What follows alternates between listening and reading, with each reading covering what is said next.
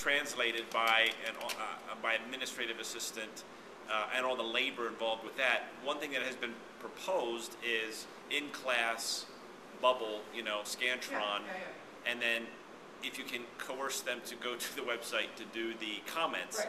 However, if that's true, what we're hearing, online comments, that's certainly a downside for that, even though we could handle the text and understand it much more quickly if they're offering threats, where they feel this kind of disconnection that allows them to be rude and mean, then I'm not sure that that's healthy. I don't know how widespread that is, but it is something that I've heard about from an alarming number of people, a surprising number of people. So it's something I think that we should factor into our discussions in these online systems. Appropriate rules of behavior. And it is something that I haven't seen as a problem with the in-class evaluations, which is really odd. So we've got to switch to. You got like 3 minutes. Okay. I think, that I haven't heard of that happening before, but I think if that is happening, this needs to be brought to the board of student conduct to start getting some policies. Well, that makes sense. That's probably the. It wasn't me, but I can get a record of it if you need electronic record. Okay. It's a lecture too. It's not a finger track. What was the nature of This is great how all of a sudden If I see you come into my restaurant and eat, hepatitis is coming your way. See, that's horrible. That's not a direct quote. And then the other thing about Blackboard is this assumes that students are actually going to go there more than they would the other online system that we currently have. And I don't think that's true. I think that's a false assumption. I think I have much more access to my students and can encourage more appropriate response behavior in class with paper and pencil. And then, Sam, what you suggested is possible, this hybridized approach with Scantron, because they do have an online capability. Right. Actually, the thing is, this issue had couple, dimension, and some combination couple that first the background. The thing is, I just, the casual email with Peter Billington, and he told me, he said, I got this problem will be solved because we had a new vendor come in. We got to do a renegotiation. When I see the renegotiation, I just like, no, okay, this need to go through the whole faculty, collect input. We got to go through all the process because this is a great opportunity to know what we need, right, and we can solve the problem. So I normally email our program to see is this correct. And it turned out that no, it's not. We haven't done a renegotiation, and the committee actually looking into the issue and looking at new vendor, and they had called Ideal, and this one has some good thing. They had different set of questions, and they can base on different discipline, compared to national standard or whatever. This is something nice, okay? But turned out that, and then I say, okay, then I like to look at paper and pencil, that kind of, the quote. So what happened is I follow the link chain, and the link chain had a quote, that sent it to that committee, Bill Brown. I follow up with that quote. I call people. I had phone call with them like a couple of days. Then they told me that they had a Scantron machine, which also, so they sell scanner, who scan the machine. They also sell the software, which put it in our network, which connect to all the computer. So we can generate question our own, then print it out the survey, and bring that survey to a classroom. Student will mark the survey, then we will feed the machine, okay, with that survey. And 30-minute pieces in 1 minute, so it's very fast. And that scanner is only small enough to put it on my machine, on my desk. And then also on top of it, they can also do the online survey, which means we use a computer-generated survey, send an email to the student to feedback, software connect the result, then print out the report. So we will have the best of two worlds. So I talked to the committee, say, hey, look into this. These are your diligent to look at this quote. So at this point, that things like the people who make decisions in that committee are willing to do more research on that topic before they send their recommendation to the Senate. And I also tell provost and also Senate, our our list, tell them that we like to have a survey. We want to see the support from the majority of faculty. We also want to see the evidence of that. So this will be the successful policy everybody has. It's been a lively discussion, and it's been the provost has been getting an earful, and he's been willing to just stand back and listen to us all go at it, which I think it's been instructive and illuminating for all of us. We should yield the floor now to Gene. All right, let's get the lights. We got tech now for the end of our yeah. teaching. The engineers have arrived. Well, you know Seriously, how, we should get the lights. But seriously. I can probably do it from up here, I have no idea. It's over here, right? The engineers have arrived, but we still don't have. Can you put the curtains up so we can see the snow too? Oh, just kidding. It is snowing out if you didn't know. No. It's not sticking yet. Oh, yeah, we can get one. All right, I will. Okay, one of the things professors often say is, I really want to learn that material, I should teach that course.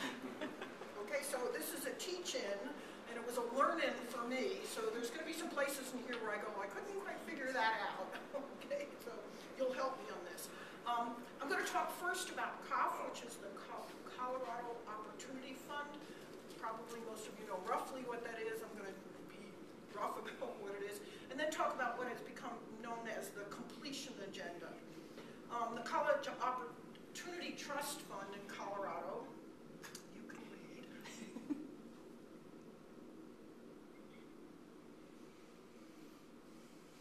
So a student has an in-state tuition bill, and COF pays a portion of that. What portion? Per credit hour, we charge $244. The state pays $62, leaving the student to pay 75% of it. I was shocked how high that percent is. I knew that state support had been going down. By the way, that number 62, when the original plan was done in 2005, the plan was to have that be at $133. It was immediately dropped. It never was 133. It was immediately 80. It's been 80, 86, 92, 92, and it's been 62 for the last 2 years. Okay. What was the motivation for this legislation? The major motivation was to exempt these payments from TABOR. I'm not going to go through all those details. Those of you who lived through it don't want to hear it again. But it was to get around a tax bill, a tax law, an initiative that prevented state expenditures from going up. So the point of this is that the money goes to the student, who then directs that money to go to the university. You all know a student can't register on campus here until they've said, yes, I want my COF money to go to CSU Pueblo. Also, legislators thought it was good that universities and colleges would compete for students because the money went to the student. The student might think of it as their money, and so the university has to get them there to get that money out of the student. Finally, they believed that students would be motivated to go to college since the state was setting aside money for them, that it might change the psychology as it became known to students that, gee, there's money out there for me, maybe I should go to college. There had been money before, but this labeled it with their name in some sense. Okay, but here's some important features that come out of that. I just said the funding follows the student. Because of that, that means that an individual has to register for COF. And therefore, if they are at this university one semester and at PCC another semester, or even in that same semester taking courses at the two places, there's an account for that student, and it's tracking, it's following that student. As a consequence, because there's an account for the student and they're tracking it, I don't know where this came about. I've been trying to read up on it, but the COF is capped at 45 credit hours for a student. Getting around TABOR, trying to get students to go to school, none of the logic I just gave you leads to that there has to be a cap. I think that the cap came about because some legislator said as long as we're tracking the students, we can cap it. I'd love to hear an argument against that. And also, as many of you know, undergraduate degree programs are capped at 120 credit hours. Lots of footnotes, and just a second, I'll be with you, Sam. Lots of footnotes to this. It's capped capped at 145 credit hours. If they run into the 145, they can request an exemption. We've had some engineering students, blah, blah, blah. Engineering is not capped at 120. They got an exemption, so we're 126 and 129 for our two programs. Lots of footnotes here. That was my question. Yeah, okay. So there are exemptions and so forth. Now, what's behind this? And as a citizen, I'm thinking we should be wise with the use of public funds. And should we really be supporting students who just want to go to college and play around and, you know, the typical, I used to be at Ohio State, I've seen the worst of this, you know, you go the first semester, you drink, and then you flunk out. You know, should we really be funding that sort of nonsense? And we do want to be, students shouldn't just wander around in college and be perpetual college students. It's my money. They should focus and they should get a degree. But there are, of course, implications for the students. This is where I had that first bullet, but I'm wrong. The implication for a student is that you shouldn't need remedial courses, but I'm wrong there. I don't think COF funds that, because that's the mistake we've been making. We'd actually been recently charging the state for COF on remedial courses, and we were wrong on that. I am more confident about the next ones. You better not change majors too many times or too late, right? Because do the math, 145 minus 120 is you got 25 credit hours to play around with. Don't retake classes, don't fail a course. Don't do a minor or a double major. Well, you can fit it into the 25 if you don't make any other have any other problems there. Don't take extra courses just because you're interested in them. Get in, get out, and don't linger. Implications for the faculty: don't advise students to do any of that. So I'm often telling students, you know, getting through the math is often the hardest part for engineering students. They finished all the gen ed. What am I going to do for a while? I'll often say to them, get a minor in Spanish. You know, I mean, get another language or something. I'm not sure I should be doing that to them without telling them, do the math and figure out if you're going to run out of COF money. But on the other hand, it's only $62 per credit hour. They're still paying 75% of it. I don't know. Here's a thought that I had as I was putting this together. If in the long run students really understood COF, if we told them there's only funding for 145 credit hours, would they then, as good consumers, then say, I'm not going to college until I know how I'm going to spend those 145 credit hours. So in fact, it might be good for us. We'd get the students who would be serious about college. They'd be here, they'd be ready to do that degree. Dream on, Jane? Okay. All right, where am I? Okay, that's COF. And the point is that COF has some incentives, some pressure for the students. Get in, get out, don't linger, is the message there. It really is trying to get that student to complete, and if you're going to take longer to complete, it's on your bill. We're not paying for you anymore, although they still pay in-state tuition, so it's not that bad. There is now this phrase that's been being heard a lot on the national scene called the completion agenda. If you Google that, you'll find lots of stuff. It's often called the college completion agenda. You can see the College Board has a web page called Completion Agenda, and here's a quote from that.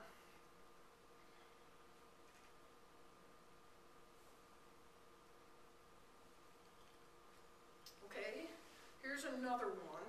Oh, I'm going to go through 3 of these, and then I'm going to get out and show you some of the web pages here.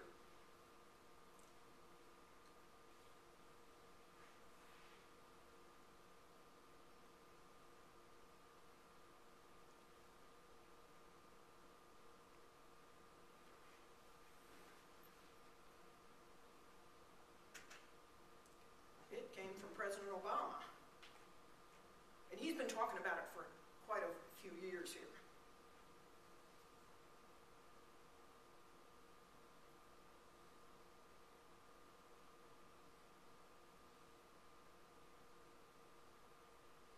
Now, what I want you to start paying attention to is the methods by which they're planning to achieve these. And this is why I'm describing it as COF on steroids. It's about incentives, it's about pressuring the students, it's about sending that message to students, get in, get out, don't linger. And you can see that in some of this, performance-based scholarships, learning communities, great stuff. Promoting success of working adults, funding formulas based on student progress and success, as well as initial enrollment, coming to Colorado soon. Track student progress, completion, and success, and so forth.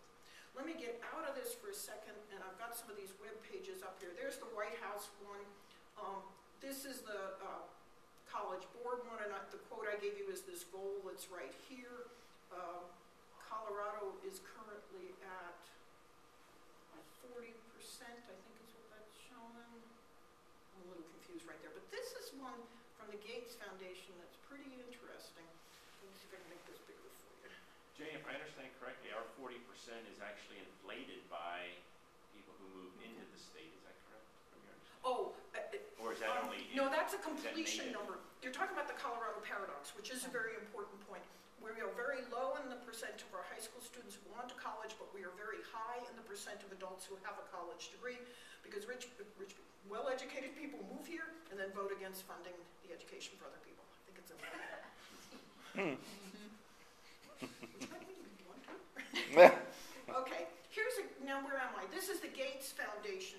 And again, improve post-secondary performance, but some of the language in this is just, we're funding promising efforts to help more students earn credentials that count, alternative delivery models, empower student success. I mean, some of this stuff is just really good. Investing in performance-based scholarships, increased financial low income, incentives to make more timely progress toward degrees. It's again why I'm saying, is this cough on steroids? It's got the same get in, get out, don't linger. We're only going to fund you when you're making progress. Build commitment, build knowledge. There's lots of really good stuff here. I don't want to be totally negative about this. So it's vocational training for everybody. There you go. Yeah. And then there's the present stuff. I've got the links in here also. Okay, let me go back to this thing. Okay, so, also, by the way, there is this document, American Association of State Colleges and Universities in October 2011 did a guide to major U.S. college completion initiatives. This is about a 20-page document, and most of it is 1 page per initiative. So just about every major foundation has jumped on this bandwagon. Okay, comments and questions, and I'm going to get you talking. My comments and questions, your comments and questions.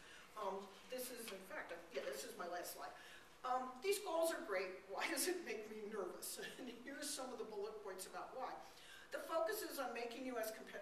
economically competitive on credentials that get people jobs. That's not just what college is about. That's not all that college is about.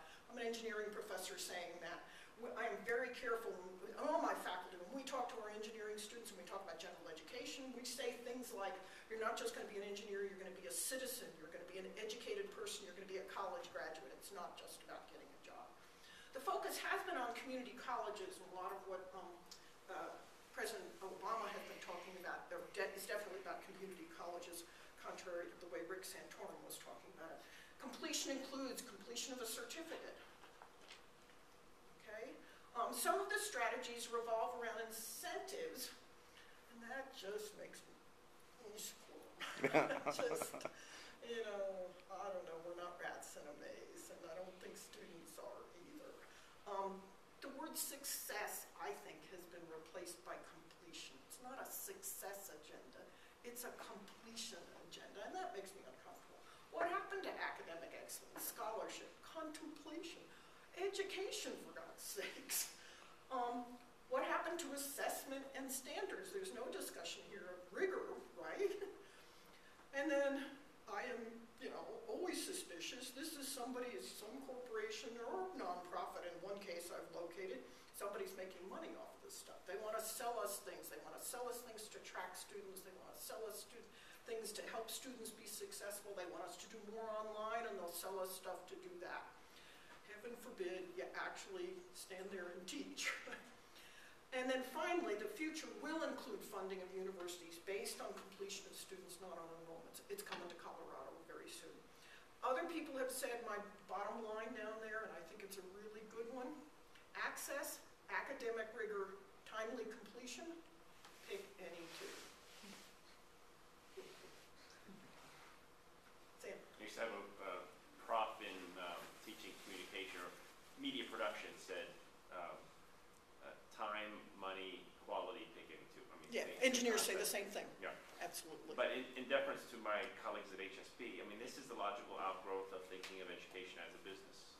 Students want the end product, the degree, and they put their money in and expect to get the degree out. Treating the student as consumer, as And treat the customers. student as consumer, Yeah. exactly. So And treating the degree as commodity yeah. rather than human development, maybe. I actually don't have a problem with that, but the problem I have with the academic Ida will rigor. defend the business school. Yeah. Right, I mean, the academic rigor, because if you only focus on completion, I mean, I can have a hot dog sausage factory, right? Just passing that and like complete. Then the rigor, what's the rigor? And then we use a national resources, taxpayers' money, produce a lot of people, cannot still compete with people from China, India, have that kind of engineering. I mean, we're still wasting taxpayers' money. Right? And even So- worse, so- we're so wasting there's no people's time. purpose. We're asking people to come here and pay us money and sit here, spend 4 years of their life, 6 years of their life. They could be doing something else. Right, exactly. And Opportunity we're going to cost. convince them to do something that's not really solid. I see it as pressure for completion means lecturers and adjuncts will suffer because we will be pressured for people to go through our classes. Right. And if you, Yep. and sometimes these things come by people who either haven't taught or it's been so long since they've taught that they forget what a classroom is like. And some students, especially when you're teaching entry-level classes, some students just will not do the work to make it through, and it doesn't matter what you do. Efficiency, productivity, lots of Yeah. words that are used there. I'm an industrial engineer. I'm not against efficiency and productivity at all, but quality has to be right there, has to be there. Industrial engineers are about it. Quality, efficiency, and safety. I always talk about them in that order. And that's just missing from this completely, this discussion.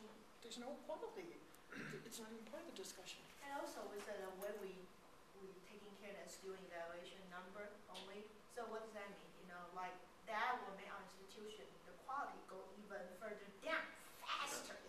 Because then there's no incentive for faculty want to take care of rigor. And plus, if that's a policy from the top, from the president, I mean, look, the rigor, the quality got to go downhill faster. Is anybody asking our young people what they want to do with their lives? I had a long talk with my daughter about that last night. And it was wonderful because we started by talking about why she got a C in a class. And she talked to me for a long time about all kinds of other things. and the grades stopped mattering. And it was these other things, these smaller things that mattered so much more. And we just don't, we're pushing on these buttons. We don't take those other quality issues into consideration. I just spent a half an hour on that conversation with a Yeah. student who wants to change his major from engineering to mass comm. Oh, And I think he should, Sam. If I get to him up, No, I think he should. It's his passion. It clearly was. But we had a great discussion. We're talking about daughters. I'm going to take this in a slightly different direction because the first part of your presentation made me think about what I'm going through lately. My kid is a senior in high school. She's going to college next year. We are going through the application process. Now, you would think I would know something about the application process, considering what I do for a living, and that I would be able to read the amount of gobbledygook and understand it that is projected upon her. And you know what? It's over my head for the most part. We are not applying here. There's no cellist. She's a cellist, so this is not an issue. But I can tell you that in all the major state schools around this state, you probably, if you don't have a kid, you probably don't know this, that the whole letters on April 15th, gone. It's all internet, right? So there's emails going back and forth. You actually have to get an email address at Fort Collins to apply to Fort Collins. And I have enough trouble getting her to check her own Gmail address in order to get her to log on to this email address at a college that she hasn't been admitted to yet. And you have to fill out the scholarship applications, which are completely meaningless to her. I mean, using terminology that I have to keep defining over and over and over again. Before you're admitted, to see if you're eligible, and you might not be admitted. So, I mean, cough, I didn't even think of cough, because none of the quotes include the cough when they tell you how much is this going to cost you to send here. So, I mean, the whole market-based thing is a complete myth. I mean, I knew that one going in, but, you know, seeing it from the student's perspective, I know they're not thinking of that in the slightest. But you are being treated like a number before you ever arrive. If you want to increase the matriculation rate of every freshman, you know, to basically admit, to get them come in, have somebody call them on the bloody phone right about now in the process, because we're not going to get anything. It's going to be us against the world in the great scheme of things. But cough is a joke. I mean, the market-based incentives of cough are a joke. Completion, you know, I guess completion is probably better than non-completion. But, you know, if you're projecting this, if you only talk credits, it's not going to inspire. I mean, telling someone who's 18 that this is what you have to do in order to get a decent job 4 years from now is, I mean, we're having those conversations only because I'm bringing them up, just like you. I don't think it's in most people's radars. You know, if you want to increase matriculation at this college, you have an actual human being call them. You don't say, here, come for a tour, right? Which is certainly better than not, but just like, we want to talk to you about why you should come here, and we want to answer your questions. And I understand that technology allows the functional equivalent of sending up an 800 number to India, if you feel like it. But that human element, at least in my experience, is what's missing. And the whole thing you just presented strikes me as something generated by, going back to earlier today, number crunchers. I do think there are some good things in this. And Yeah. one of them is that a lot of the completion agenda includes making things clearer to people so that there's supposed to be information. So that now all universities are required to have a cost calculator on the website. that has You know the what? costs. Fees. I mean, this is a whole other great university And I don't know if they're subject. including those The yet. fees are the great fraud that don't come into this. Fraud is a little strong, but they're sort of like, you told me what the bill is, and now my bill is what? And I've learned to ask about that. And I'm in hoping advance. that the requirements of this calculator require you to include what's the fees, what it actually looks like. But you know, if you go down to the level of major fees, snow it's is going to be really sticky. hard to do that. I have 45-minute drive home. Safety, reliability. Well, we're now on 5, so I'm sorry I hijacked everything here at the end. I do think there are some good things in here, and if you look at some of what the Gates Foundation is talking about in terms of more information, and there are some components of that that are student success, but this business about completion agenda, wow, watch it. You're going to be hearing more about it. Thank you. Hey, thank you everybody for coming by. Been fun. So since my